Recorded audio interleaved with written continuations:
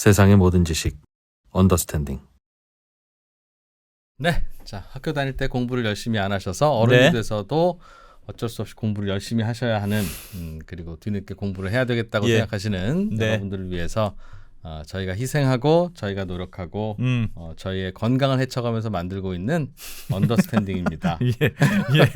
나날이 지금 날씨가 혈색이 안 좋아지고 있어요. 날씨가 더우니까 네. 어디든지 좀 이렇게 짜증을 부리고 싶은가 봐요. 죄송합니다.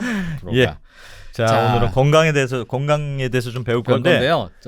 폐, 우리 몸에 여러 가지 장기가 있잖아요. 예를 들면 간이 안 좋아. 예. 그럼 간 좀 잘라내기도 하잖아요. 그럼 좀 자라기도 하고. 예. 뭐 위도 너무 많이 먹어. 그럼 좀 잘라내기도 하고. 근데 안 잘라지는 게 폐는 잘 안 잘라진다. 아, 부분적으로. 맞는지 정확한 얘기인지 모르겠습니다. 오늘 이제 배워야 될 부분은 이제 섬유증이라고 하는 건데요. 네. 우리가 이제 보통 이제 사장님이 되고 나면 직원들하고 대화가 잘 안 통합니다. 네.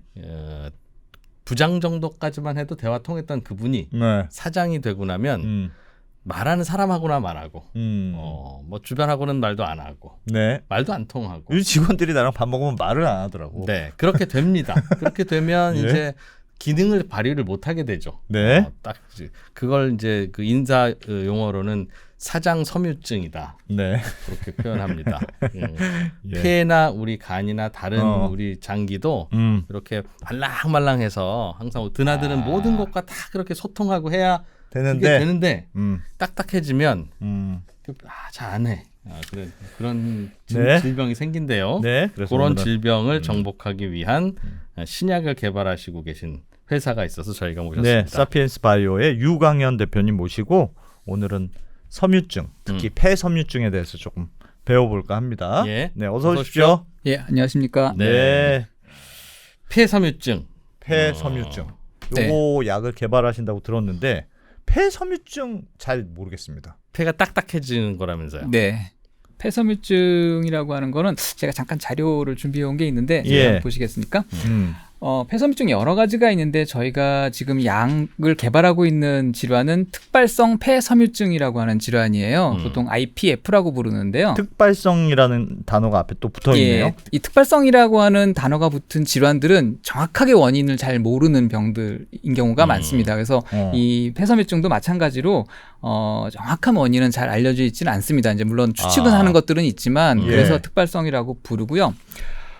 이게 보시는 것처럼 말 그대로 폐가 섬유화되는 겁니다. 그 이유는 뒤에서 잠깐 다시 말씀드리겠지만 폐가 섬유화가 진행이 되면서 원래 폐는 그 우리가 숨을 쉴 때 들여마시는 공기가 우리 폐 속으로 들어가서 거기서 이제 산소를 우리 몸으로 전달해주고 예, 그렇죠. 우리 몸에서 생산된 이산화탄소를 다시 받아내고 그래서 가스 교환이 일어나는 그러한 역할을 하는 장기인데요. 커뮤니케이션. 예, 근데 이 장기가 딱딱하게 굳어지면 그 기능이 어려워지게 되죠. 그래서 네. 진행이 되면 될수록 폐가 이제 굳어간다고 말씀을 드릴까요? 그래서 실질적으로 폐 안에 용적이 점점 줄어들게 됩니다. 그러면 호흡이 힘들어지게 되고요. 뭔가 커뮤니케이션이 안 되는 거죠. 그렇죠. 딱 그 사장님이라니까. 아니 근데 제가 궁금한 게 네. 왜 간도 딱딱해진다고 간도 원래 말랑말랑해야 되는데 네. 딱딱해지면 간경화라고 하잖아요. 네. 근데 이거는 왜 폐경화라고 안 하고 폐섬유증이라고 합니까? 섬유증이라고 부르는 이유는 이게 이제 정상적인 폐는 이렇게 이쁘게 잘 세포들이 배열되어 있는데 예. 여기에 뭐 대기오염 물질이라든지 여러 가지 뭐 담배 피시는 분들 그냥 공기만 들어간다고 생각하지만은 기체가 아니라 그 안에 여러 가지 입자들도 있습니다.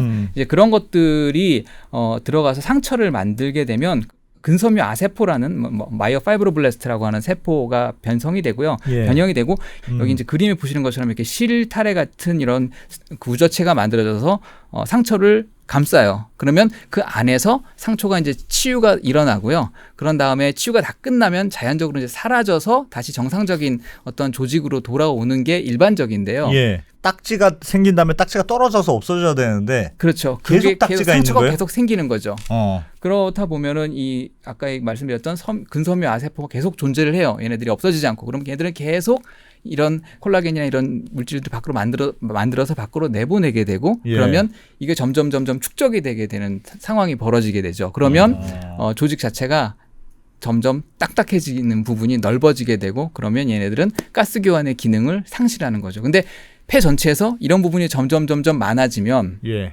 호흡이 문제가 생기겠죠. 그러겠죠. 예.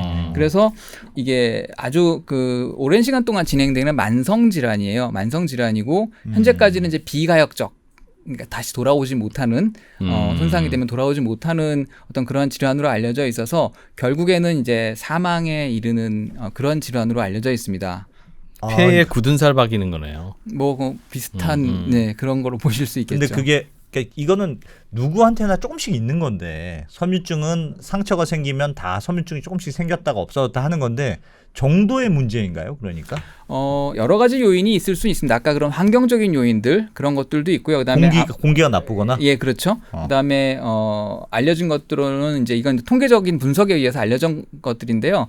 고령, 이제 나이가 많을수록 발병률이 높아지고요. 오랫동안 폐를 써서 그런가 뭐 보죠? 그럴 그건? 수 있겠죠. 기능이 여러 가지 떨어지니까. 그다음에 여성보다는 남성이 많습니다. 담배를 많이 펴서 그런가? 물론 흡연의 문제도 있겠고 여러 가지 어떤 질환들 보면은 그 어떤 성별에 따라서 차이가 나는 질환들이 여러 가지가 있는데 이것도 통계적으로 보면은 그렇습니다. 그리고 이제 감염 요 근래 이제 코비드 때문에 우리 몇 년 동안 굉장히 고생을 했잖아요. 근데 또 요 근래 좀 많이 늘어난다는 얘기들이 있더라고요. 네. 근데 이런 그 폐 감염에 의해서 이런 것들이 또 생길 수가 있고요. 그래서 코로나 이후로 시대 이후로 좀 섬유증이 좀 더 많아졌다는 그런 보고들도 있습니다. 그리고 유전적인 영향, 모든 질환에 다 관련을 하겠지만은 유전적인 영향들도 있는 것으로 되어 있습니다. 이게 정확히 어떤 유전자다 이런 것들까지는 아직 정확히 알려져 있지는 않은데요. 예. 어떤 집안의 가계도를 조사하다 보면 섬유증이 있는 집안에 이렇게 나타나는 빈도가 더 많습니다. 그럼 막 걸리면 폐가 기능을 충분히 못하니까 막 뭐 이렇게 숨을 제대로 못 쉬거나 이렇게 되는 거예요? 네, 그렇죠. 근데 사실은 이게 굉장히 서서히 진행되는 질환이기 때문에 처음에는 잘 못 느낍니다. 그걸 못 느끼고 이제 점점 심해지는데 보통 그런 얘기들 하잖아요.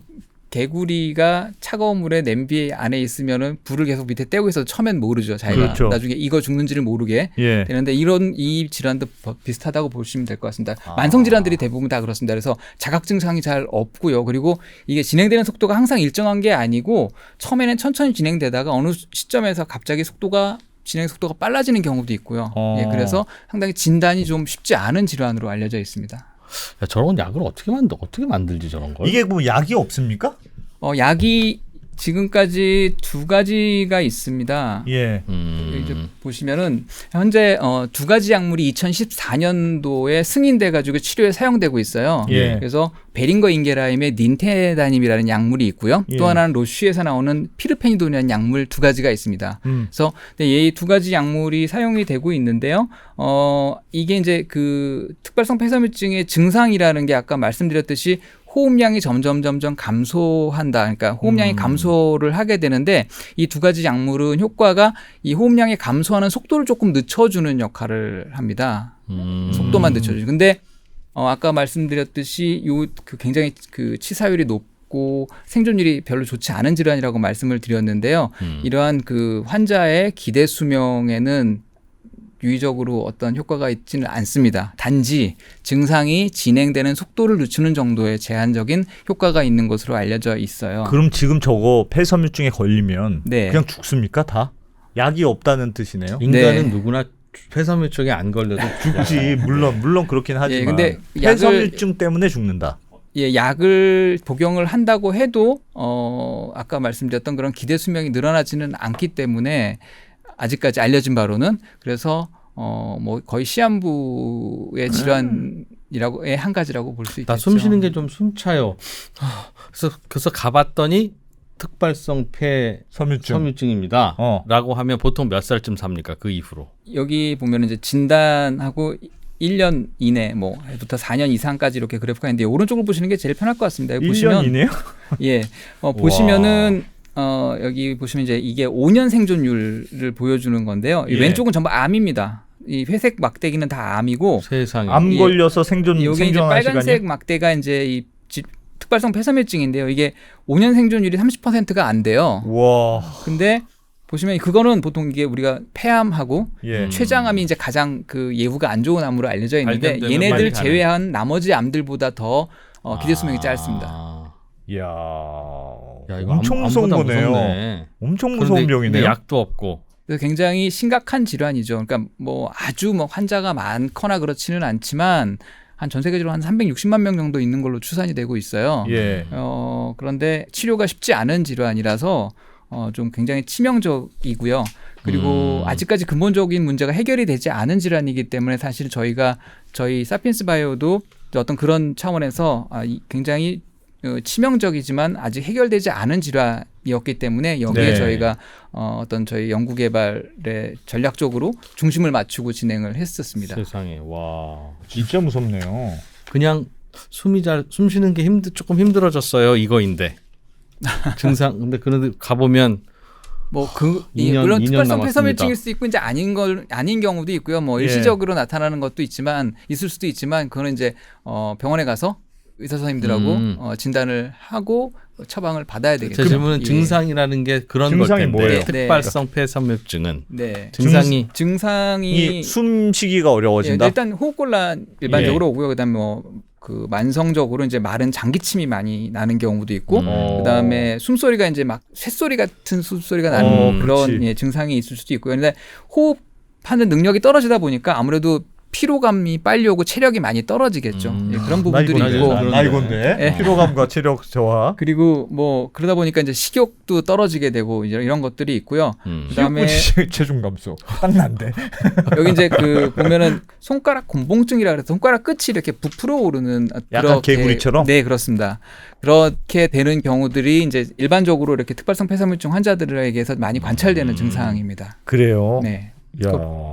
좀 뭔가 문제가 있나? 그냥 병원 한번 가볼까? 보통 그렇게 하는 증상인데 네. 가면 길어야 5년, 짧으면 1년입니다. 폐섬유증도 사실은 여러 가지가 있어서 여기 보시면 이제 겉에 이제 전체가 이제 폐 질환이 있고요. 예. 그 폐 질환 중에 간질성 폐 질환이라고 하는 분류되는 것들이 있어요. 이런 것들을 간질성 폐 질환 보통 ILD라고 부르는데요.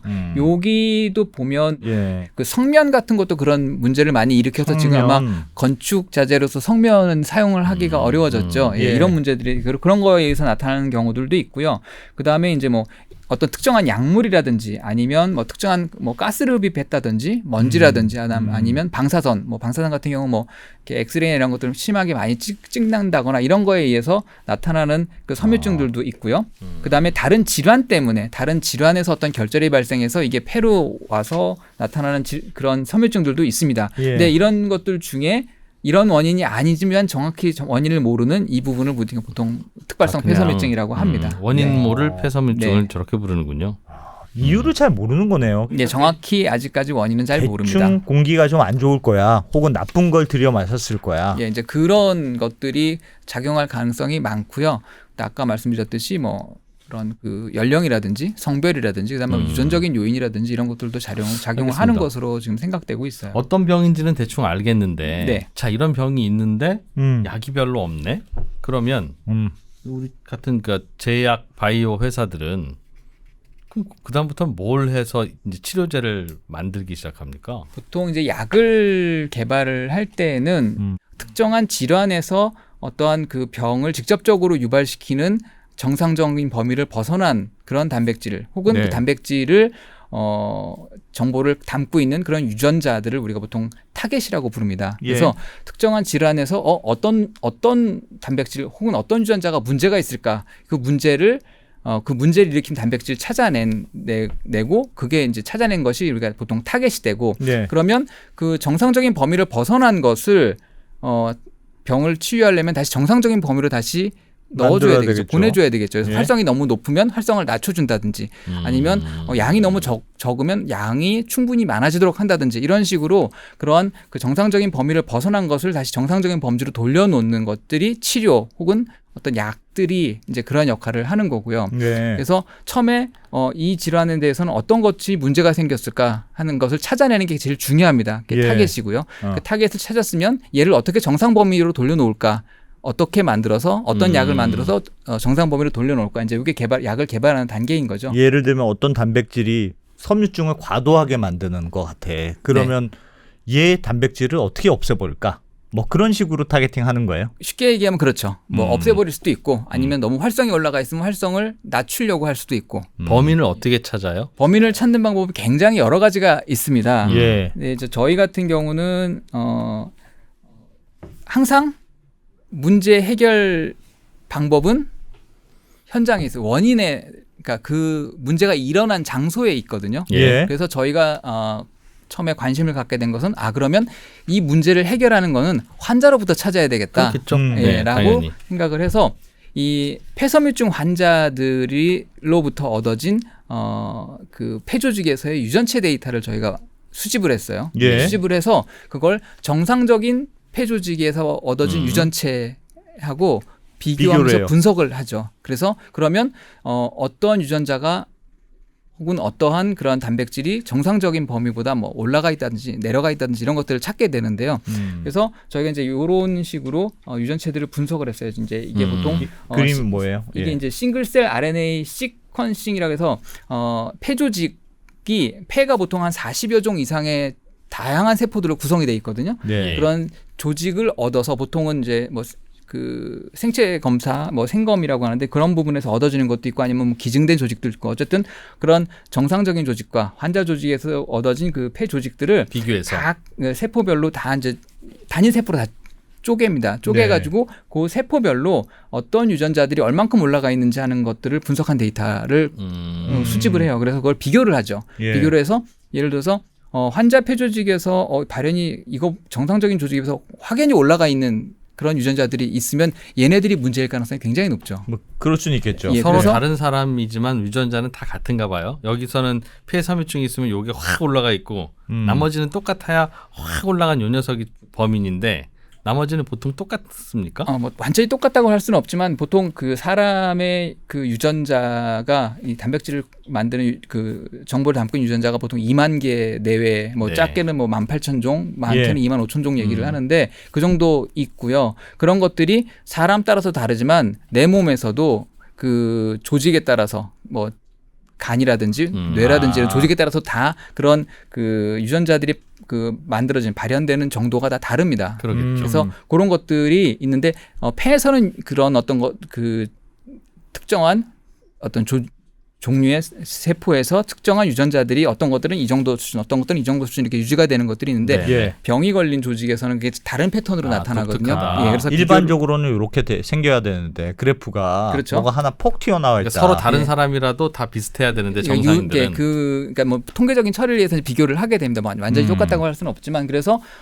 가장 변화가 있는 것, 특히 이제 발현이 많이 늘어나 있는 것, 네. 병이 걸린 조직에서 발현이 늘어나 있는 유전자들에 관심을 가지고 저희가 이제 또 그 이외에도 여러 가지 어떤 작업들을 통해서 계속해서 분석을 했습니다. 그래서 새로 이제 타겟 후보들 이제 어떤 것들이 문제를 일으킨 범인일 가능성이 있는 것들을 후보들을 쫙 고르고 이거는 이제 그런 분석 작업도 이제 저희가 보통 그 기계학습 혹은 통계적인 방법 이런 것들을 이용해서 분석을 했고요. 예.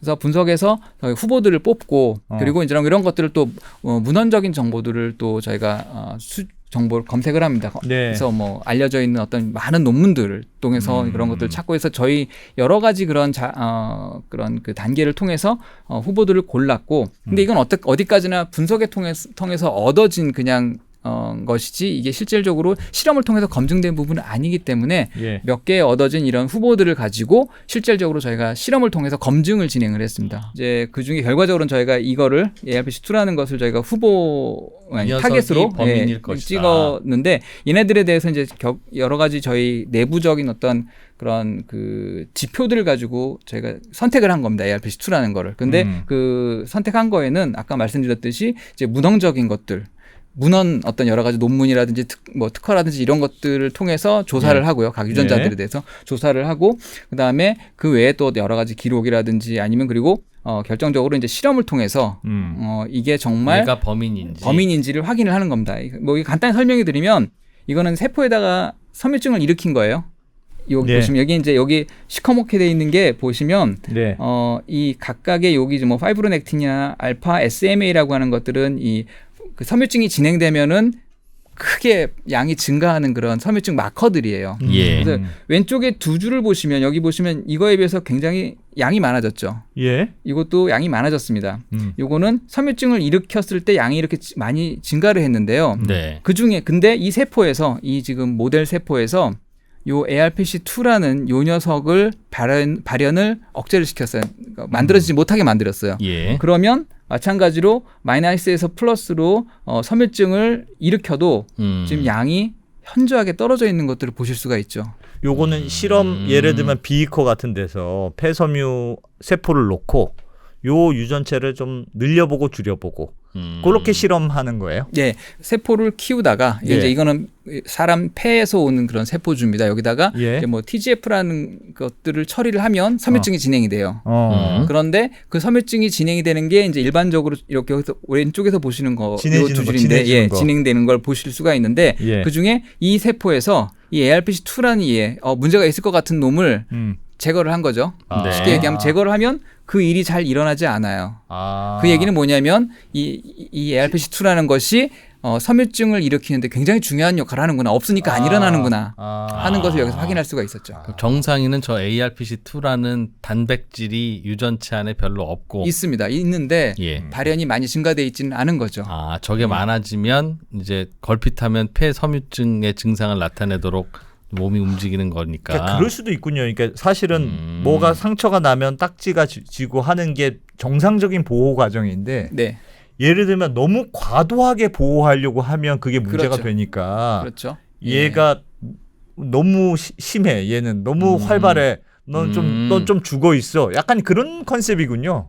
예, 뭐 그렇게 볼 수 있습니다. 그래서 일단은 얘가 이렇게 해서 저희가 환자 데이터를 분석을 하고 그리고 그것들을 걸러내고 예. 그다음에 그러면서. 실험적으로 검증을 통해서 얘가 문제가 있는 놈이야. 뭐가 얘를 우리가 정상적으로 가게끔 만들어야 되겠다라고 예. 이제 저희가 그래. 고른 거죠. 그래서 처음으로 뭔가를 보면 어. 뭐 잘 구별이 안 될 거예요. 예를 들면 다친 사람을 처음으로 본 우주인이 있으면 머리에서는 피가 나고 뭐 빨간 옷을 입고 뭐 등에 가방을 메고 있고 구두는 한 짝 벗어져 있고 뭐 청바지 입고 있고 이런 애가 발표되면 얘가 지금 뭔가 문제는 있는데 청바지를 입어서 얘가 이렇게 됐는지 아니, 우리는 야 이제 피나서 그런 거잖아 딱 보면 몰라라고 알지만 이 도대체 원인이 모르면 가방이 문제인가 뭐 항상 그 볼 거 아니겠습니까? 여러 가지 그 현상이 마찬가지로 지금 내 눈에 보인 여러 가지 이제 요소들이 있는데 네. 이 중에는 원인도 있고 결과도 있는데 그렇죠. 그 인과관계를 알기는 굉장히 또 어렵죠. 이제 그런 그러네요. 작업들이 즉 관계 없는 것도 있고. 예, 관계 없는 거 있을 수도 있고 우연히 그게 그렇게 나타난 걸 수도 그렇죠. 있고 그다음에 얘가 원인일 수도 있고 아니면 얘가 원인일 수도 있고 그런데 그게 일단은 다 그렇지. 어떤 멈춰진 이 시점에서는 다 같이 보이기 때문에 네. 사실 알기는 어렵죠. 그러니까 범인이 뭔지 알려면 청바지도 면바지로 바꿔봐주고 한번 바꿔봐주고 가방도 잠깐 해보고 피도 좀 지혈을 닦아보. 해보고 근데 피를 지혈하니까 얘가 변하는구나 아 피가 원인이었네 이렇게 그런 식으로 안다는 거잖아요. 연구를 하셨으면 굉장히 잘하셨을 것 같은데요. 예, 어떤 그런 말인지 방식이다. 네, 그런 맞습니다. 방식이다. 예. 아 진짜 굉장히 장님 이렇게 연구하는 더듬더듬 그 하듯이 하는 거군요. 과학자들이 갖는 어떤 그 기본적인 그런 방식일 생각의- 것 같아요. 생각의 방법? 네, 그렇습니다. 그렇지 처음에는 뭐가 원인이라 그런지 알 수는 없는데 야. 네. 특징들은 여러 개 나타날 테니까 그 중에서 진짜 원인인 녀석을 골라내는 과정이다 일단. 저희 회사에 와서 같이 한번 연구를 해보시겠습니까? 스카우트 네. 제이. 예. 맞죠? 알겠습니다. 의학에 강한. 그렇게 해서 범인을 일단 저렇게 하면 찾는군요. 네. 대체로 범인은 잘 찾아져요? 쉽지 않습니다. 사실은 그것도 확실하진 않아요. 신약을 개발할 때 가장 중요한 것이 이게 이제 시작하는 시작점인데 예. 얘를 잘 찾아야지 엉뚱한 걸 찾아가지고 걔를 붙들고 있으면 나중에 그러네요. 문제가 생기겠죠. 그래. 예. 성공을 할 수가 없습니다. 그래서 이 타겟을 찾는 게 굉장히 어렵고요. 그래서 특히나 이제 저희가 이제 발견한 이 타겟 같은 경우에는 이 섬유증 분야에서는 알려진 적이 없었어요. 그래서 논문이 거의 없어요. 논문이 예. 없어요. 그래서 보통은 이제 신약 개발을 하면 이제 타겟은 많은 사람들이 알고 있고 예. 그래서 그것들이 이제 뭐 이미 다른 그룹들이 연구해서 논문으로 다 보고가 돼 있어서 다 인정을 하는 부분인데 다 서로 얘를 바라보고 다 연구하는 건데. 근데 이거는 지금 알려져 있지 않기 때문에 잘 모르고 저희만 알고 있어요. 그래서 문제가 뭐냐면 그래서 그냥 신약 약만 개발하면 되는데 이 타겟하고 이 타겟이 작용하는 섬유증에서 작용하는 기전하고를 저희가 밝히는 그 기초 연구도 같이 진행을 했어요. 그래서 약도 개발하고 있지만 이거를 지금 학계에 보고하려고 논문을 준비하고 있습니다. 요게 맞아야 모든 게 맞는 거잖아요. 그렇죠. 예, 피라는 것도 혼자 아니까 네. 지혈을 어떻게 하는지도 연구해야 되지만 피가 원인이다. 도대체 피가 자꾸 나면 사람이 왜 이렇게 되는지 기전도 같이 연구하고 있다는. 예. 지금까지 아까 말씀드렸듯이 이제 약이 잘 없는 경우는 지금까지 있던 그런 약들이 각각의 이제 타겟을 가지고 있어요. 예. 근데 그것이 해결을 못하기 때문에 그 치료되지 않은 약이 있지만 혹은 약을 개발하는데 계속 실패를 하고 있는 것들이 많이 있는 그런 질환 같은 경우에는 타겟 설정이 적절하지 않았던 거라고 볼 수 있거든요. 오히려 예, 다른 그래서 원인을 자꾸 고치고 보통 있었구나. 이제 새로운 타겟을 발굴해서 이제 약을 만들려고 하고 있고 이제 그런 새로운 타겟을 가지고 개발된 약들을 우리가 보통 혁신 신약이라고 부르고요. 예. 그다음에 보통 아마 신문 같은데 기사를 보시면 많이 나올 거예요. 이제 first in class라는 말들 가끔씩 나옵니다. 예. 뭐 이 약은 first in class야. 그런 것들이 바로 알려져 있지 않았던 그런 새로운 타겟을 발굴해서 그런 기전을 기반으로 해서 만든 신약이에요. 그런데 그런 것들이 그만큼 더 값어치가 있죠. 경제적으로도 예. 가치가 있고 예. 그리고 뭐 대형 제약사들도 굉장히 그런 것들을 좋아합니다. 근데 문제는 뭐냐면 아무도 가보지 않은 길을 가는 거기 때문에 네. 예를 들어서 산속에서 깜깜한데 길도 안 보이고 불도 없고 별빛도 없고 그런데 길을 가야 되는 거거든요. 이제 그게 이런 어떤 그 first in class를 개발하는데 어려움이에요. 야. 그게 타겟이 알려져 있다거나 아니면 다른 데가 이미 개발한 약이 있어. 근데 이거보다 조금 더 효과가 좋은 약을 개발하려고 하는 그런 경우들도 그런 경우도 있어요. 이제 그런 건 있고. 보통 베스트 인 클래스라고 하는데 그건 어쨌든 오솔길은 있어요. 확실히 그 길을 저 녀석만 따라가면 되는 잡으면 거죠. 되는 거니까 내가 근데 빨리 가냐. 빨리 가면 되는 거죠. 타겟은 네, 정확한데. 근데 first in class는 아무것도 알려져 있는 게 없기 때문에 하나하나 해가야 돼서 굉장히 어려운 점이 있고 그리고 그 성공하면은 또 그만한 가치가 있는 거죠. 대박이거나 완전 이산이 아닌가 봐요. 이거나 그런 거네요. 예. 지금 그럴 우리 수 인류가 있습니다. 고쳐보려고 노력하는 치매도 아밀로이드 베타인가요? 네. 머릿속에서 뭐 하얀색 분명히 단백질. 치매 환자 저게 많으니까 저게 원인일 거야 라고 하지만 저게 원인이라 그런 건지 아닌 건지 그것도 명확하지 않다고 그러니까 하더라고요. 이제 그것만 네. 자꾸 하다가 자꾸 안 낫네 이거 내가 지금 저거 아밀로이드 베타 많이 없앴는데도 잘 안 낫네 이제 그러고 있는 예, 그래서 치매 같은 경우도 뭐 아밀로이드 베타라든지 예. 타우라든지 뭐 시니쿨린이라든지 이런 것들을 많이 했고 그 이외에 이제 다른 타겟들 가지고도 개발을 많이 진행했는데 예. 아직까지 물론 약이 최근에 나온 거는 있습니다. 뭐 아두카두맘이라든지 이런 것들이 있는데 여튼 걔들은 대부분 아직까지는 아밀로이드 베타에 포커싱을 그걸 하고 타겟으로 있고요. 보고 네. 네. 근데 우리의 타겟은 찾아냈다 우리가 우리 찾아냈다. 근데 이렇게 막 알려줘도 돼요 우리가 찾아냈는데 막 그냥 우리가 이름 붙여놓은 거니까 어차피 몰라요 몰라. 경쟁자들은 모르는 건 아니죠. 모르는 건 아닌데 예. 널리 알려야지 사람들이 알아봐 주겠죠. 그래서 저희가 논문도 써서 내려고 하고 그런 이유도 그렇습니다. 저런 걸 원인을 발견한 것 자체도 굉장히 시간과 노력이 많이 네. 들어있는 건데 그러니까 우리는 보통 음식점이면 그거 얘기 안 해주잖아요. 예, 뭐 국물에 뭐 하나 더 넣으면 되는지. 네. 자식한테만 알려준다는. 근데 저거를 왜 논문으로 해서 자랑을 근데 해요? 이제 저희는 물론 이제 뭐 기초과학을 하는 단체는 아닙니다. 저희 예. 회사는 아무래도 이제 신약을 개발해서 회사인데. 영리를 추구하는 예. 그런 집단이 맞기는 한데 이제 전체적으로 볼 때 이런 것들의 어떤 그 지식이라든지 이런 것들을 좀 같이 공유를 해야 그 가치도 또 알아봐 줍니다. 사실 이거에 대해서 이 타겟에 대해서 잘 모른다고 하면 예를 들어서 다른 제약사들 뭐 아니면 뭐 다른 어떠한 뭐 여러 가지 학계에 계신 분들도 이거에 대해서 모른다고 하면 아마 저희가 지금 개발하고 있는 약물에 대한 가치도 잘 모르실 것 같아요. 투자자나 예. 이런저런 협조받을 업계 관계자들이 많은데 도대체 예. 니들 그리고- 사피엔스 바이오 뭐냐라고 할 때 한참 설명해야 되니까 그냥 이런 논문 하나 발표하고 예, 만다. 그리고 이제 타겟이 있다고 해도 이제 중요한 거는 타겟도 되게 중요하고 이 지금 저희가 개발하고 있는 약물 자체가 이제 그 소분자 화합물인데요. 이 화합물 같은 경우는 가장 중요한 게 그 화합물의 구조거든요. 예. 근데 이 구조에 대한 거는 사실은 이제 이거는 그 공개를 하지 않는 거죠. 예, 그건 그게 진짜- 되게 진짜 중요한 그건 부분이죠. 특허로 내야 될 네, 거니까. 네, 예. 그건 치료제죠, 치료제. 소분자 치료제입니다. 예, 화합물이라는 예. 거. 그건 저희 특허 이미 국내에는 등록이 됐고요. 예. 지금 그건 해외 당연히 하지 말아야지. 예, 해외 한 8개 9개 나라에 지금 심사 들어가 있습니다, 이미. 그 당연히 약은 그런데 타겟도 숨겨야 그렇지는 않습니다. 그렇진 타겟은. 않아요? 예. 보통 그러면 저렇게 약을 만들어낼 때는 타겟을 찾아내고 그 네. 녀석을 치료할 수 있는 솔루션을 찾는다. 보통 2단계일 것 그렇죠. 같은데 네. 요 타겟을 찾는 걸 하면 대충 전체 완성의 몇 % 정도 했다고 봐요. 야, 이제 70%는 됐네. 자, 이제 약 만들자 이거예요? 아니면 그렇지는 않죠. 이제 시작이죠. 이제 시작이야. 한 90% 더 남았어. 이게 타겟이라는 게 어느 방향으로 갈까? 근데 저기로 가자. 그거잖아요. 저쪽으로 일단 가보자. 보통 타겟이 정해지고 나서부터 예. 신약이 개발되면 이제 뭐 여러 가지 뭐 약물의 종류나 특성에 따라 다르긴 합니다만 네. 대략 보통 승인 받아서 시장에 나오는 데까지 10년에서 15년 정도 걸립니다.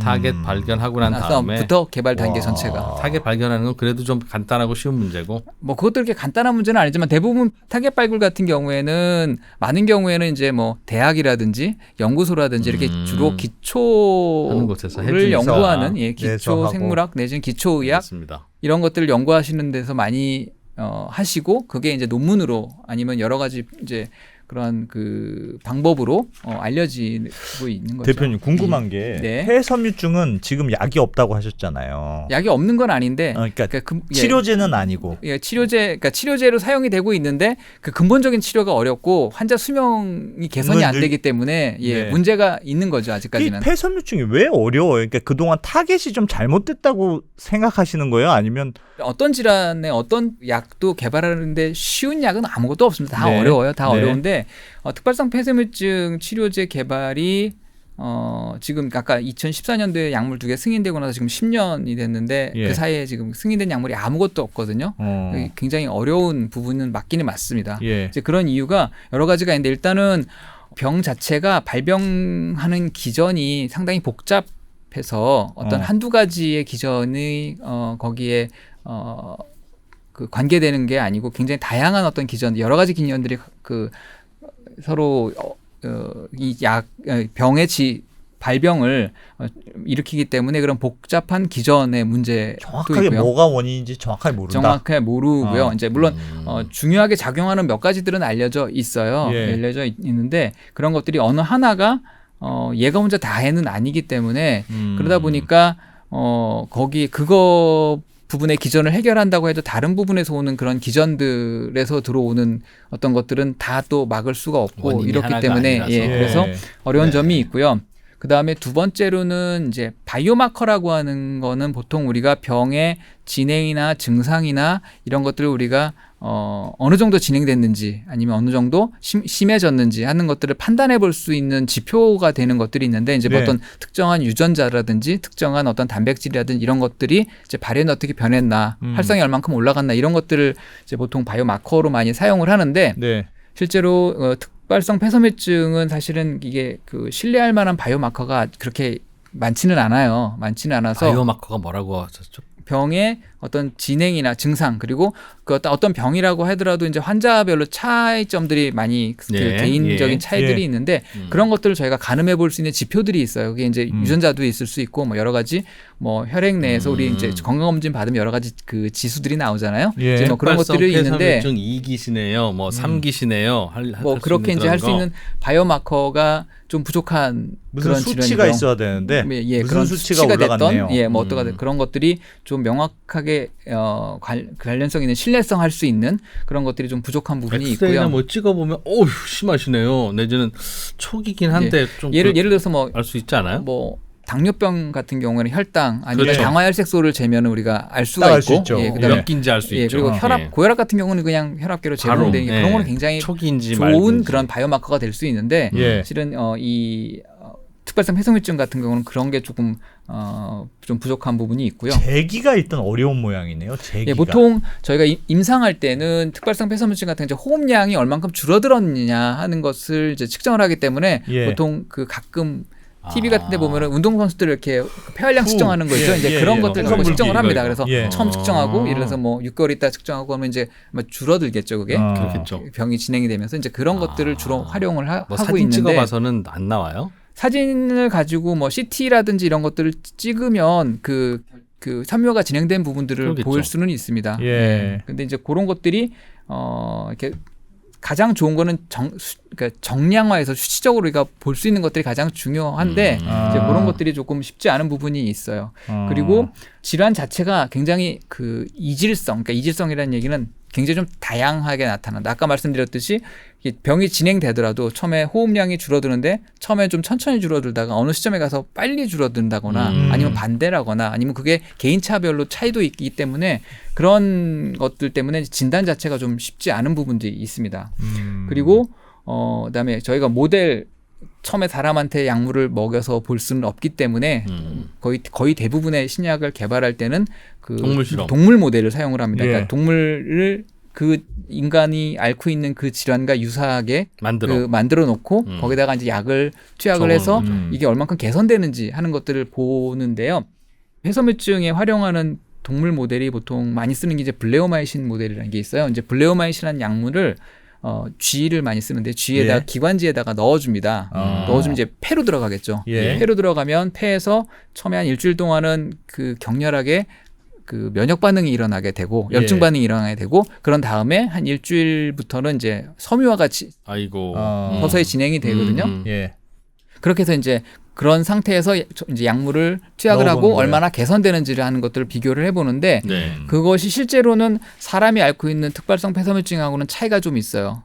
우선 첫 번째 이거는 뭐 일주일 아니면 이제 최대한 3주 정도까지 실험을 하거든요. 동물 가지고는. 근데 사람이 걸리는 특발성 폐섬유증은 그게 아니라 수개월, 수년 굉장히 긴 시간 동안에 진행되는 병이기 때문에 그런 차이점이 있고요. 너무 급하게 맞는 거를 그가 하고 효과가 그런 차이점들이 있고요. 또 한 가지는 또 볼 수 있는 거는 종류가 다르잖아요. 물론 쥐도 포유류고 사람도 포유류지만 차이점이 있거든요. 그렇죠. 차이점이 있어서 그런 종의 차이점, 그러니까 그런 것들. 그래서 여러 가지 그런 것들 때문에 사실은 많은 대부분의 동물 모델들이 원래 인간이 질환하고는 차이가 분명히 있습니다. 분명히 있는데 그나마 좋다고 하는 이 폐섬유증 질환 연구에 사용되는 그러한 그 질환 모델도 질환 모델은 좀 사람의 병하고 차이가 많이 나서 그래서 여기서 우리 약물을 줬을 때 효과가 잘 나왔는데 실제로 사람한테 나중에 임상 시험에 들어가서는 그렇지 못한 경우들이 많이 있어요. 그리고 쥐한테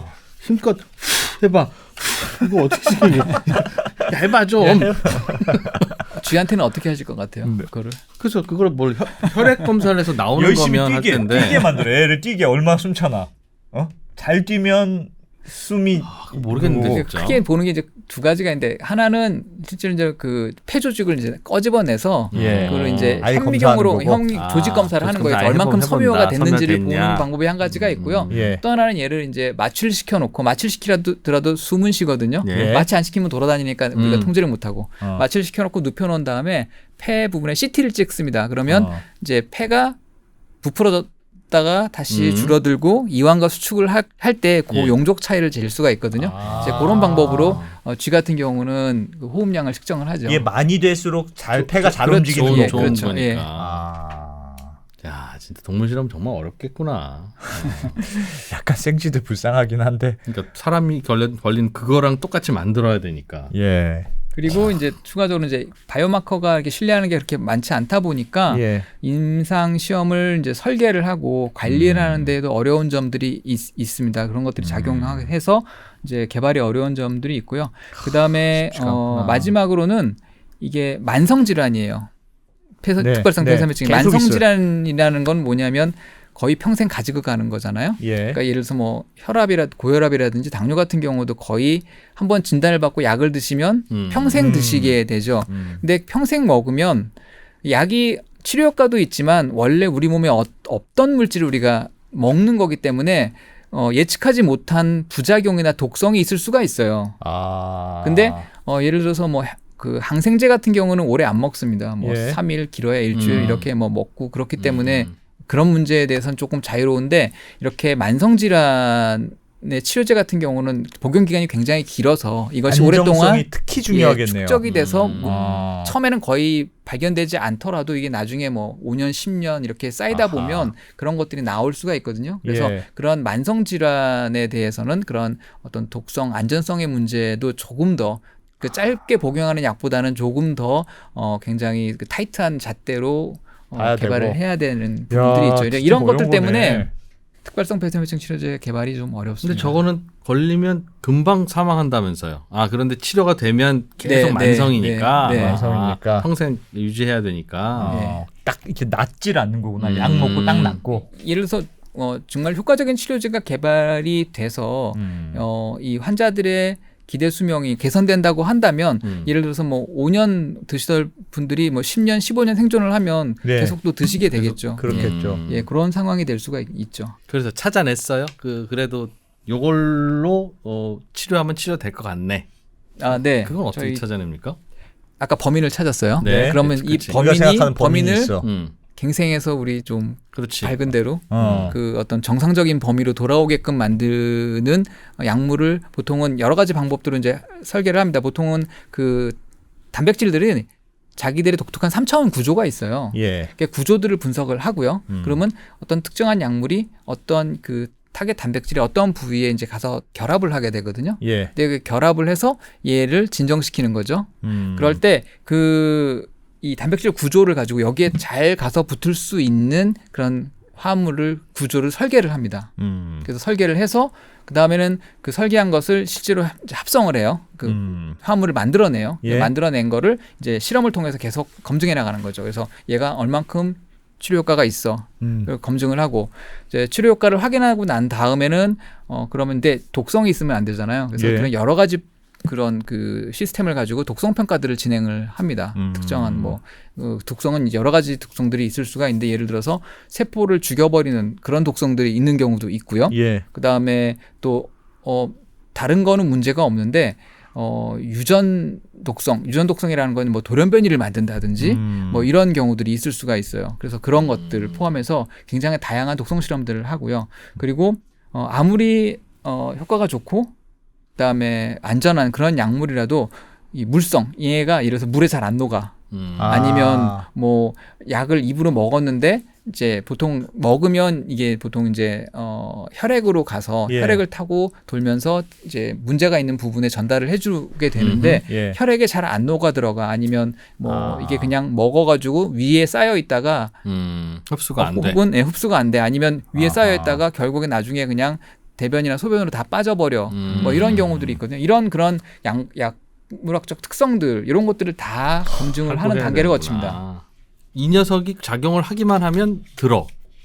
범인은 찾았는데 그걸 네. 듣는 그 물질은 전 세계에 정말 수백만 가지 물질이 있을 텐데.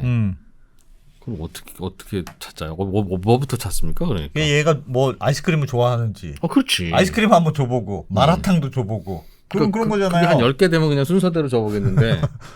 그래서 과거에 과거에 이제 전통적인 방법은 이미 이제 있는 그런 수백만 가지, 수십만 가지 물질들을 가지고 스크리닝이라는 작업을 해서 계속 걸러내는 거죠. 여러 가지 단계를 한번 거치면서. 해보고 아닌지 그러니까 패스. 처음에 해서 이제 예스 노를 정합니다. 그래서 얘는 맞아, 얘는 아니야. 그러면 쭉 골라내고 다 해봐야 아는 거 아닌가요? 그 과거에는 그렇게 했죠. 다 먹여보고. 그러면 주사나 그거는 굉장히 시간도 많이 들고 그렇겠어요. 비용도 굉장히 많이 들고 네. 그렇게 하죠. 그래서 그런 것들 때문에 이제 아까 잠깐 저희가 처음에 말씀드렸던 이제 뭐 한동안 그 붐이 일었었던 그런 이제 인공지능을 이용한 약물 개발 이런 것들은 이제 예측을 하는 방향으로 이렇게 했는데 이제 그런 방법도 있고 그다음에 저희 같은 경우는 구조 분석을 해가지고 예. 약간 이제 그런 것들을 이제 그 기계학습을 이용을 해가지고 여기에 결합할 수 있을 만한 단백질들의 구조를 이제 예측을 해요. AI로? 예. 단백질의 뭐 AI라고 하기는 뭐 일종의 그런 거죠. 컴퓨터로? 컴퓨터를 이용해서 타겟 단백질에 결합할 수 있는 그러한 화합물 구조들을 예측을 하게 되고 결합을 해야 아무튼 약효가 전달되니까. 그렇죠. 가서 만나야 무슨 일이 벌어지니까. 그래서 그런 것들을 예측을 하고 그런 것들을 몇 개 만들어서 그걸 기준으로 해서 이제 여기는 이것도 붙여보고 이쪽엔 저것도 붙여보고 이런 식으로 쭉 그 약물들을 설계를 해요. 설계를 해서 그 중에 이제 가능성이 있는 것부터 이걸 또 다 해보기엔 너무 많으니까 예. 가능성이 높은 것부터 이제 해보는 거죠. 쭉 저희가 그걸 뭐 계산이나 이런 것들을 통해서 예측해서 리스트를 한 다음에 위에 있는 애들부터 실제로 합성을 해서 이제 실험을 하는 거죠. 근데 그게 막 100만 개, 10만 개부터 시작하는 것보다는 훨씬 더 효율적이니까. 그 녀석은 역시 단백질이에요, 그러면? 아니, 걔는 화합물이에요. 화합물? 예. 화합물인데 이 단백질이 이 화합물을 잡아야 돼요. 좋아해야 돼. 그렇죠. 결합을 해야 되는 거죠. 근데 보면 요런 게 있으면 결합을 해, 안 해. 이거는 경험적으로 아는 건가요? 예, 그런 것들은 이제 데이터베이스 같은 경우도 있고요. 그다음에 뭐 예측하는 그런 소프트웨어 같은 것들도 있고요. 어떤 예. 원리로 작동할까요? 처음으로 우리 여러 단백질 중에 얘가 범인이야.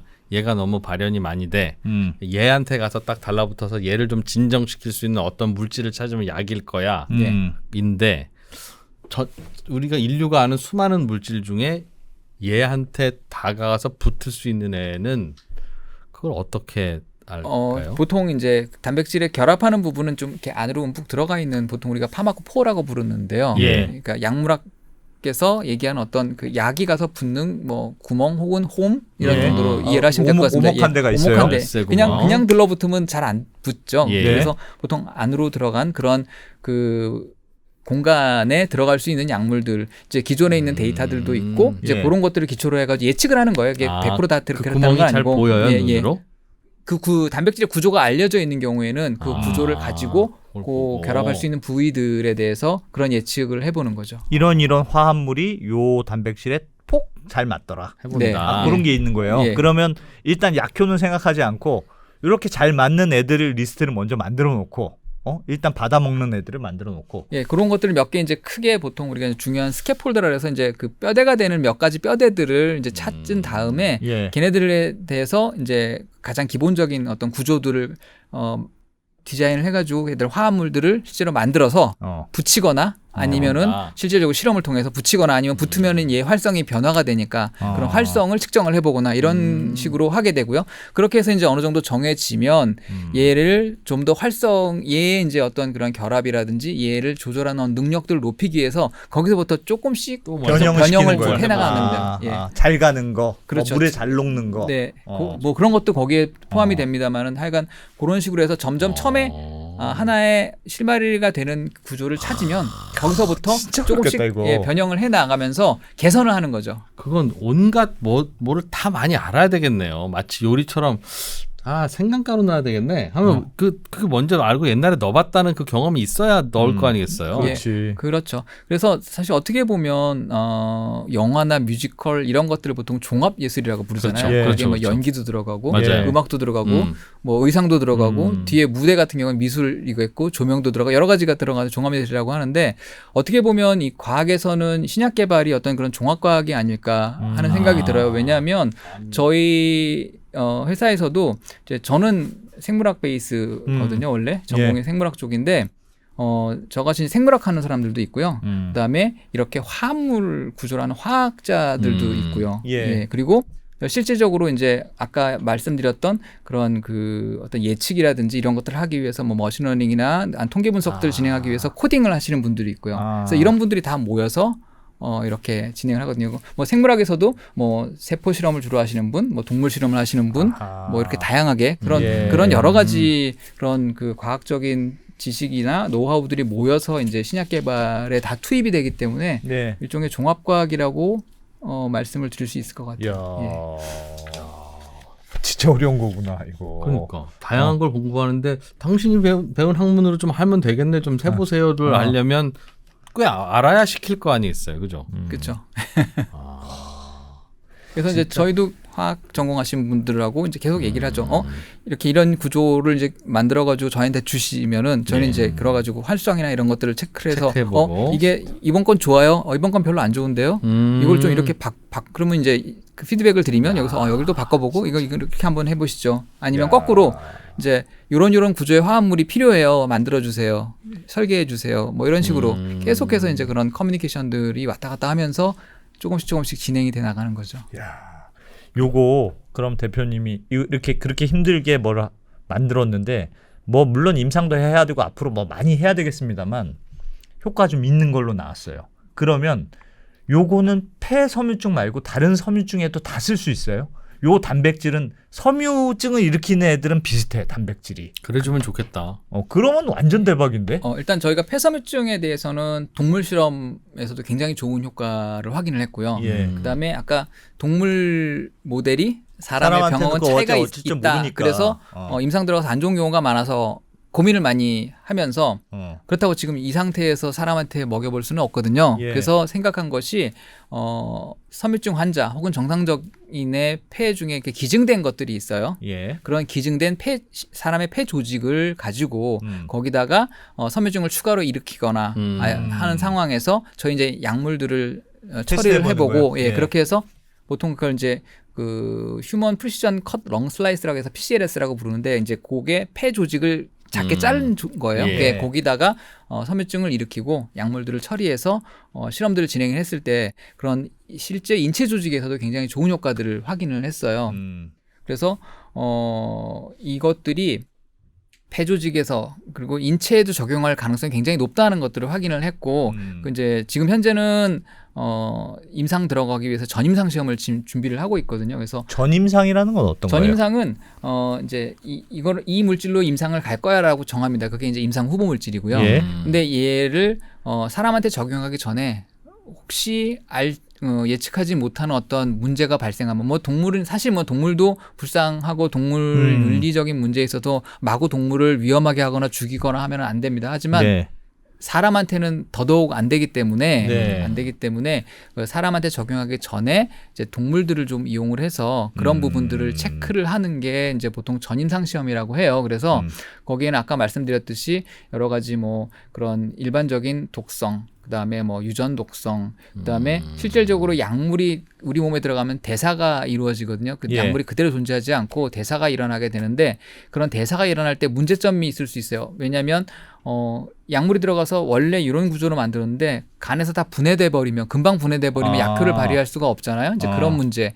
그다음에 약을 하나만 먹으면 괜찮은데 하나만 먹는 경우도 있지만 두 가지 이상의 약물을 동시에 복용하는 경우가 있죠. 예를 들어서 폐섬유증을 앓고 계신데 고혈압 환자예요. 혹은 당뇨병 환자예요. 그러면 그런 약들하고 같이 복용을 하셔야 되면은 그러면 무슨 일이 일어나는가? 예, 그런 어떤 그 약물의 대사에 문제를 일으킬 수도 있어요. 이제 그런 부분들을 다 체크를 하게 됩니다. 그래서 그런 여러 가지 그리고 보통 저희는 지금 이번에는 그 쥐하고 비글독 강아지에게 이제 90일 동안 약물을 투여를 하면서 그 90일 동안 계속 관찰을 하고 나중에 90일이 지난 다음에 혈액이라든지 조직이라든지 이런 것들을 다 체크를 하는 그 90일 장기 독성 시험도 진행을 하고 있는데 그런 것들을 통해서 요 정도 되면 일단 임상 1상 수준에서 사람한테 적용해 보기에는 충분한 안전성이 확보됐다 하는 그런 결과들을 얻어내기 위한 전임상 시험을 진행을 하고 있어요. 그러니까 예를 들면 폐섬유증이 있는 그 폐세포에는 효과가 있는 것 같은데 요게 다른 장기에도 영향을 막 미치니까 다른 데는 무슨 문제가 혹시 없는지를 확인해야 되는 거군요. 그렇죠. 예. 내가 의도하는 어떤 그러한 효과 이외의 다른 효과는 다 부작용일 수 있거든요. 그래서 그런 부작용을 체크를 해야 되는 거죠. 이제 그런 작업들이 전임상 시험에서 진행이 되고요. 그리고 이제 아까 말씀하셨던 이제 저희는 지금 현재는 특발성 폐섬유증 치료제를 개발을 하고 있고요. 근데 이게 그 폐 이외에도 거의 대부분의 장기에 다 섬유증이 발생할 수가 있습니다. 간, 신장, 피부에도 있고요. 하다못해 망막에도 섬유증이 발생을 할 수가 있어요. 근데 사실은 간 섬유증이 최근에 이제 그 마드리갈이라고 하는 회사에서 개발한 약물이 이제 메쉬라고 하는 어떤 그 대사성 간염 환자가 보통 그 폐섬유증을 간 섬유증을 같이 동반하는 경우가 많은데 그런 간 섬유증 환자에 대한 치료 약물이 최근에 이제 승인이 된 바는 있어요. 근데 그거 이외에는 거의 지금 근본적으로 섬유증 치료제다라고 되어 있는 약물들은 거의 없다시피 합니다. 그래서 그런 다른 장기의 섬유증에 대한 치료 가능성도 저희가 굉장히 염두에 두고 있고요. 그래서 저희도 지금 조금씩 연구를 지금 확장을 해나가고 있어서 현재는 간하고 신장 섬유증에 대한 어떤 치료 효과들을 지금 확인하는 작업을 지금 진행을 하고 있는데 내부적인 실험 결과도 최근에 간하고 신장 섬유증의 치료 효과를 보이는 굉장히 긍정적인 그 기초 데이터들을 얻어서 그쪽으로 확장을 해 나가고 있습니다. 그것도 타겟 말씀하신 범인이 똑같아요? 예, 같은 약물이기 때문에 같은 범인을 같은 범인, 잡는 약물입니다. 날뛰더라. 실험을 해보니. 예, 그래서 그런 다른 그 섬유증에 대한 기초 연구도 같이 진행을 해야 되기는 하는데 일단은 그런 그 세포 수준에서 굉장히 좋은 효과를 일단 확인을 했고요. 그런 이제 지금까지 저희가 폐섬유증 치료제 개발하면서 진행했던 연구만큼 이제 이런 다른 섬유증에 대한 연구들도 같이 병행을 해야 되겠죠. 근데 그냥 진짜 제가 아마추어지만 그냥 딱 듣기에 뭔가 폐섬유증이라는 게 그런 단백질이 영향이 그러니까 치료를 하기 위해서 일단 움직이는 거잖아요. 네. 그럼 걔를 진정시키면 또 너무 치료가 안 돼서 문제가 아닐까. 그러니까 다른 뭔가 외부의 공격이 있거나 다쳤거나 네. 상처가 났을 때 네. 걔가 뭔가 이렇게 치료를 해줘야 또 몸이 이렇게 계속 유지가 될 텐데 아예 하나 좀 줄이는 거죠. 공부. 아예 좀 너무 심하게 하지 마라. 너무 날뛰지 마라. 공부 시작하면 새벽 5시까지 하는 애가 있으면 야야야 12시까지만 해. 그럼 하는 거지. 그러면 애가 공부에 손을 떼는 게 아닐까요? 뭐 이런 이제 그런 상황들이 발생을 할 수가 있어서 그러니까 예. 뭐 저희 그 지금 폐섬유증 치료제 이외에 다른 치료제도 마찬가지지만 이제 임상을 통해서 최종 1상, 2상, 3상에서 나중에 3상까지 하고 나면 이제 예. 약물 예를 들어서 그게 적합하면 이제 규제기관에서 신약으로 사용해도 좋습니다 하고 이제 허가를 내주시면은 예. 실제로 시장에 나와서 환자들한테 사용이 되는데요. 예. 근데 이제 그러고 나서 시장에 나오고 나서도 계속 모니터링을 하고 있어요, 보통. 그래서 사실 이제 그 임상 시험에 들어오는 환자들은 아무리 많다 그래도 이제 숫자가 제한이 있잖아요. 예. 뭐 3상 같은 경우는 뭐 몇천 명씩 하기도 합니다만 근데 실질적으로 몇천 명 말고 이제 뭐 몇만 명, 몇십만 명, 몇백만 명한테 이제 실제적으로 환자들한테 치료를 하게 되는데 그러면 이거보다 훨씬 더 경우의 수가 많기 때문에 예측하지 못한 상황들이 보고가 되는 경우들이 있어요. 그럴 수 있겠네요. 그래서 그런 것들에 대해서 계속 모니터링을 하고 그게 적절하지 못하다 그러면은 뭐 약물이 퇴출되는 경우도 있고요. 그다음에 아니면 이제 이거를 어떤 식으로 이제 치료하는 방식을 이 약물 가지고 치료하는 방식에 어떤 변화를 주는 경우도 있고요. 이제 그런 것들이 이루어집니다. 요거를 하나 더 말씀을 드릴게요. 예. 저희가 이제 저희가 개발하고 있는 지금 파이프라인들입니다. 지금 말씀드렸던 폐섬유증은 요 첫 번째 SBC 101 이거고요. 예. 요게 이제 밑에 뭐 잘 보이실지 모르겠지만 이런 단계로 이제 2026년도쯤에는 그 임상에 들어갈 수 있도록 지금 준비를 하고 있고요. 네. 그다음에 그거 가지고 이제 간섬유증하고 신장섬유증에 대해서는 개발을 이제 시작을 해서 지금 진행을 하고 있고 이제 긍정적인 결과를 얻었다고 말씀을 드렸고요. 그다음에 그 외에 이제 또 다른 섬유증 치료제 이거는 개발을 하고 있고 그다음에 이번에는 좀 이거랑 다르게 요거는 사실 처음에 말씀드렸듯이 폐섬유증 환자 데이터를 가지고 저희가 타겟을 찾았다고 말씀드렸는데요. 이번에는 간섬유증 환자의 데이터를 가지고 간섬유증에 특화된 어떤 그런 타겟들을 발굴하는 작업을 진행을 하고 있거든요. 그래서 그런 것들이 진행이 된다면 좋은 타겟을 찾은다면 마찬가지로 지금까지 저희가 보여드렸던 폐섬유증 파이프라인처럼 아주 좋은 그런 가치 있는 파이프라인으로서 개발을 할 수 있을 거라고 저희는 이제 믿고 진행을 하고 있습니다. 인공지능을 이용해서 요즘 신약 개발한다고 하는 걸 저도 안 해봤지만 추측을 해보면 아까도 말씀 범인은 잡았는데 어떤 물질을 넣으면 얘가 딱 달라붙어서 효과가 있을까라고 하는 건 진짜 막 랜덤하게 넣던가 뭔가 감에 의존하던가 해야 되는데 그러니까 기존에 성공했던 케이스들을 쭉 이렇게 인공지능한테 학습을 시키면 우리는 거기에서 공통점이나 패턴을 못 찾지만 인공지능은 패턴을 찾아서 그렇다면 요거라면 요것 같은데요 라고 하는 그래도 가능성 높은 녀석을 좀 갖고 와봐라. 이게 인공지능을 활용해서 신약 후보 물질에 그 스크리닝하는 거인가요? 예, 그렇게? 맞죠. 뭐 저도 이제 사실 인공지능 전공자가 아니고 문외한이기 때문에 네. 뭐 정확히 저는 잘 모르겠습니다만 일단 기본적으로 데이터를 가지고 학습이 이루어져야 되잖아요. 그래서 충분히 많은 데이터들을 가지고 걔네들 학습을 해야 됩니다. 예를 들어서 A라고 하는 단백질을 내가 타겟으로 했어, 체크하고 여기에 이제 그러면은 결합할 수 있는 아니면 이 얘를 조절할 수 있는 화합물들을 찾아내야 되는 거잖아요. 여태까지 많이 있는 것 중에. 근데 얘가 한 번도 연구된 적이 없는 타겟이야. 그러면 얘를 가지고 약물을 연구한 적이 없기 때문에 데이터가 없죠. 그렇겠네. 예, 그래서 그런 부분에 있어서는 굉장히 좀 어려운 점이 있는 걸로 알고 있고요. 근데 뭐 유사한 뭐 예를 들어서 얘랑 유사한 뭐 다른 게 한번 연구된 적이 있어. 이제 그런 거는 경우에는 조금 낮긴 하겠지만 예. 기존에 알려진 약물에 대해서 네네. 재포지셔닝 하는 경우에는 이미 논문도 나와 있고 데이터가 데이터도 다 많으니까. 있고. 예, 그런 경우에는 상당히 활용도가 높을 거라고 생각을 하고 있어요. 그러면 예. 사실은 사람이 뒤쳐보고 해서 생각하면 되는 건데 사람이 일일이 그걸 다 학습하면서 네. 찾아낼 수는 없으니. 그게 뭐 여러 가지 자료 같은 경우도 사람이 다 읽어서 정리할 수 있지만 요즘 챗GPT한테 그냥 물어보잖아요. 예. 똑같은 거죠. 줍는 이유는 이제 인공지능 하는 분들한테 네. 인공지능이 어디에 쓰여서 어떻게 돈 벌 수 있을까요? 라고 물으면 본인이 인공지능 업계에 계신 분이니까 네. 매우 장밋빛으로 매우 긍정적으로 사실 살짝 과장도 해서 이야기해 주시는 경우가 있을 수 있다고 생각하거든요. 그래서 아예 다른 분야에 계신 분은 어떻게 쓰이나 뭐 슬쩍 여쭤봤어요. 그러니까 이게 좀 되게 조심스러운데 아까도 말씀드렸듯이 이제 아주 지극히 저는 개인적인 생각이고 네. 이게 뭐 전체적인 어떤 그 트렌드나 뭐 그런 거하고는 상관이 없습니다. 그냥 네. 개인적인 느끼는 거니까 이제 그런 점은 좀 생각을 해요. 그것도 그럴 게 예를 들면 AI가 기존에 있는 데이터를 가지고 요거는 과거에 맞았습니다. 이렇게 맞춰주면 아 그렇구나 내가 찾는 수고로 덜었네 이겠지만 데이터가 없어 기존에 문헌이 없어.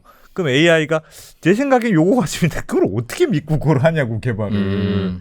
그거는 쉽지 않을 것 같아요. 네. 너무 이사님인 것 같아요. AI에게 얘기했는데 그쪽 가보니까 아니야. 그럴 수도 있으니까. 네. 그래서 저희가 이제 가지고 있는 전략은 지금 전임상 시험이 끝나고 임상 승인 신청을 집어넣고 임상 일상이 가능해지는 상태에서 사실은 이제 대형 제약사들한테 이제 기술 이전을 하려고 하는 게 저희 이제 사업 모델이거든요. 예. 그래서 이제 그런 걸 처음부터 염두에 두고 저희는 아주 개발 초기 단계부터 이제 뭐 국내 큰 제약사들하고 계속 이제 커뮤니케이션을 해오고 있어요. 예. 그래서 보면 이제 뭐 이름만 들면 알만한 그런 회사들, 해외 회사들 그런 데서도 저희 이제 데이터들을 같이 보고 피드백도 받고 막 이러는데 거기서 예. 나왔던 얘기 중에 하나도 방금 그 안 대표님 말씀하셨던 너희들 폐섬유증 치료제인데 혹시 다른 섬유증에는 관해서 연구를 안 하니 혹시 해봤니 데이터 있니 뭐 이런 것들을 많이 물어보시거든요. 이제 그런 여지들이 충분히 있고요. 일단 폐섬유증에 집중해서 진행을 하고 있고 예. 조금씩 이제 넓혀가고 있는 그런 상황입니다. 아하. 알겠습니다. 야, 참 이 신약을 개발하는 게 보통 일이 아니군요. 들어보니까. 세상에 쉬운 일이 있나요? 이 업계로 오시길 진작 올 걸. 아 괜히 대학에 오래 있었네 이런 생각이에요. 아니면 아휴, 나가면 진짜 전쟁터라더니 진짜 전쟁터네. 그런 쪽에 가까우세요. 생각이 달랐던 것 같아요. 그때하고 네. 지금하고 달랐고 뭐 그렇다고 해서 진작 올 걸 뭐 그런 생각보다는 네. 더 생각이 바뀌었고 이제 바뀐 생각에 따라 제 신념에 따라서 일을 하는 거니까 예상과 다른 점은 없어요. 대학에 있을 때는 저거 현장에 나가고 필드에 나가면 이런 건 참 좋을 거고. 관점은 많이 다릅니다. 관점은 많이 달라서 기초 연구할 때하고 실질적으로 신약 개발할 때하고 이제 뭐 연구자로서의 관점은 좀 많이 달라요. 물론 그렇다고 해서 전혀 뭐 다른 사실 이건 여기 이럴 때 사실이었는데 여기 와서는 이게 사실이 아니야 이런 거는 아닌데 네. 보는 관점들이 예를 들어서 그냥 기초 연구할 때 봤던 것들 여기서는 이제 그냥 뭐 기전 자체가 그냥 중요하고 그다음에 뭐 이것들을 이제 상업화하고 어떤 제품화하고 약으로서 어떤 개발하는 그런 관점에서 접근하지를 않았었기 때문에 네. 그냥 요거 이제 기존 아무도 모르는 걸 내가 처음으로 밝혀내는 거야, 호기심. 규명하는 거야. 이제 이런 것들에 대한 부분들이 있고 이제 신약 개발을 하면서는 이제 물론 그런 관점도 있지만 그거보다는 이게 이제 조금 더 이게 상업화. 약으로서 신약으로서 우리가 생산해가지고 환자들한테 적용할 수 있는 그런 상품이 돼야 된다는 관점이 있기 때문에 그런 점들은 좀 차이가 있습니다. 물론 그 들이대는 잣대도 좀씩 다르고요. 네. 예. 네. 안 시켜도 잘해요. 연구원들이요. 예. 저희는 안 시키면 안 해요. 직원들 10명도 안 되는데. 어떻게 해야 되는지 모르겠어요. 흥미를 계속 유발하게끔 여기에 몰입하게끔 그렇게 네. 이제 유도하려고 노력을 아니, 하죠. 어른인데 근데 열심히 합니다. 본인이 네. 스스로 흥미를 찾아야지 어떻게 남이 근데 흥미를 연구자들은 자기가 하는 거에 대해서 예. 흥미나 아니면 또 관심이나 또 그런 것들을 좀 가지고 있는 부분들이 있어요. 물론 다른 업종에 계신 분들도 알아서. 마찬가지겠지만 그리고 거기에 대해서 좀 고집도 있고 뭐 그래서 이게 왜 필요한지에 대한 설명을 해주면 충분히 이해를 하고 알겠습니다. 잘 아니, 협조를 딱 보기에도 대표님이 덕장 스타일이시잖아요. 딱 보기에도 잔소리 진짜 안 하실 것 같은. 잔소리 많이 합니다. 회사 가면 달라요. 지금 그런 사람 난 너무 많이 봤어. 뭐 나중에 데이터 가져오면 왜 그림을 이렇게 만들었니부터 시작해서 잔소리는 합니다. 그렇습니까? 알겠습니다. 네, 재밌네. 와 오늘은 진짜 그 신약 개발을 하는 살짝 그 단면을 본 것 같아요. 네. 이렇게 신약 개발이라는 게 이루어지는구나. 찾는구나. 그런 것도 좀 배우고. 하여튼 뭐 폐섬유증은 지금 아직 치료제가 없다고 하니까. 근데 무서운 병이네요. 빨리 하여튼 개발이 되면 좋겠네요. 폐암, 췌장암 말고는 제일 무서운. 약도 없고 치명적이고. 그리고 숨이 안 쉬어지는 게 너무 괴로울 것 같긴 해. 숨이 안 쉬어진다는 게 얼마나 괴롭습니까? 저는 죽음이 그래서 그 피하고 싶습니다. 괴롭고. 숨 못 쉴까봐. 숨 쉬는 거, 숨 못 쉬면 힘들잖아. 그래서 그냥 잠자다가 조용히 가고 싶어요. 다 그렇잖아요. 나만 그럼요. 알겠습니다. 하여튼 잘 되길 저희도 응원하겠습니다. 네. 자, 성공하도록 노력하겠습니다. 이런 제약바이오 회사는 사실은 다른 회사는 성공 안 해도 뭐 어쩌라고 뭐 그럴 수 있는데. 네. 근데 특히 이제 제약 바이오 회사는 약을 개발하니까. 그러니까 그래. 없는 약을 개발하면 사실 이 회사 잘 돼서 뭐 직원들 보람 있는 건 사실 두 번째 문제고. 그렇죠. 돈도 뭐 많이 벌어야 되겠습니다만 또 약이 개발되면 그걸로 얼마나 치료되는 도움 사람이 많이 있으니까. 그렇죠. 그래서 정말 보람 있는 일 네. 하시니까. 사피엔스 바이오의 유강현 대표님. 네. 하여튼 뭐 말씀 잘 들었고 네. 잘 배웠습니다. 고맙습니다. 감사합니다.